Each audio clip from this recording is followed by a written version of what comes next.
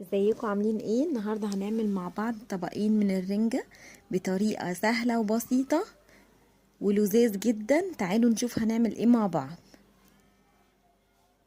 اول حاجة هنشوف الرنجة بتاعتنا هننضفها مع بعض ازاي. الرنجة بتاعتي زي ما انتوا شايفين كان شكلها حلو قوي، شكلها يفتح النفس. الرنجة بتكون ناشفة ما تكونش طرية وبتلمع كده زي ما انتوا شايفين، ده كده علامات ان الرنجة بتاعتي حلوة. هبدأ انضفها زي ما انتوا شايفين.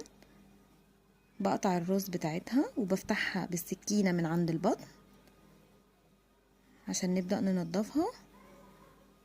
انا هنا حبيت ان انا اجيب لكم طريقة التنظيف بتاعتي البسيطة عشان لو حد ما بيعرفش بس ينضف، لكن طبعا اكيد كلنا بنعرف ننضف الرنج.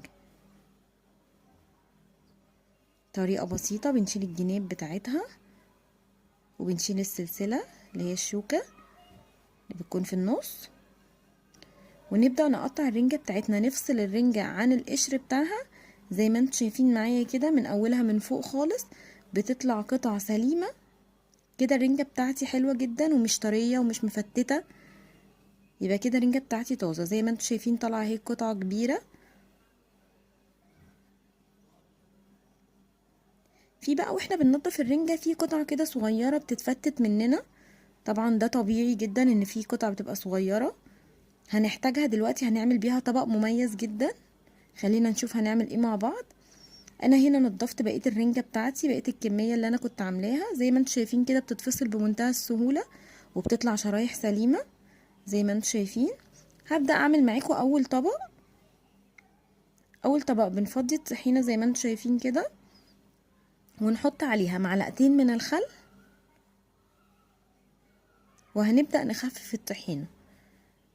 هنقلب كويس وهنبدا نجيب فنجان من الميه، بنحط طبعا كميه بسيطه ونقلب ونشوف هنحتاج قد ايه. بنخفف بس الطحينه زي ما انتم شايفين كده. القطع بقى اللي اتقطعت مننا من الرنجة واحنا بننضفها هناخدها نعمل بيها بقى سلطة رنجة زي ما انتم شايفين معايا هنا. انا خدت القطع الصغيرة كلها اهي زي ما انتم شايفين وقطعتها وبقلبها مع الطحينة كويس جدا. وكنت في الوقت ده حسيت ان الصوص بتاع الطحينة تقل شوية فزودت حبة مية صغيرين خالص. انا كنت مقطعة فلفل وكنت مقطعة بصل قطع صغيرة، قلبتهم كده حطيتهم على الرنجة وقلبتهم، وده كان شكل طبق الرنجة بتاعنا اللي هو سلطة الرنج. وبحط رشة زيت بس على الوش كده، كان طعمها خطير. هنعمل بقى مع بعض طبق رنجة اللي هو الكلاسيك، الطبق العادي التقليدي اللي كلنا بنعمله. شرايح الرنجة اهي معايا زي ما انتوا شايفين. هنبدأ نحط عليها زيت، كمية كويسة من الزيت، وطبعا الليمون اهم حاجة في الرنجة، عارفين ان احنا بنحط ليمون زي ما انتوا شايفين كده معايا. انا هنا استخدمت العصارة عشان اسهل على نفسي عصر الليمون. حط طبعا كمية كويسة من الليمون بيخلي طعمها اكيد احلى. ده الطبق الكلاسيك التقليدي خالص بتاع الرنج. لو حابين نزود طحينة على الوش مفيش مشكلة، بس انا عشان كنت عاملة سلطة طحينة وحطيت فيها الرنجة يعني محبتش ان انا احط طحينة تاني في الطبق ده. حطيت رشة شطة، طبعا اللي مش حابب يقدر يستغنى عنها. وحطيت فلفل وبصل على الوش زي ما هتشوفوا معايا كده عشان بتخليها طبعا طعمها احلى اهو زي ما انتم شايفين. لو حد مش بيحب الفلفل الحامي ممكن يحط فلفل رومي مفيش اي مشكلة.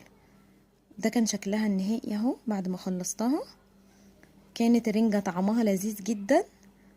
حمرت طبعا معاها بطاطس وخس وخيار، الحاجات اللي هي بتبقى مع الرنجة دي زي ما كلنا عارفين. وبألف هنا.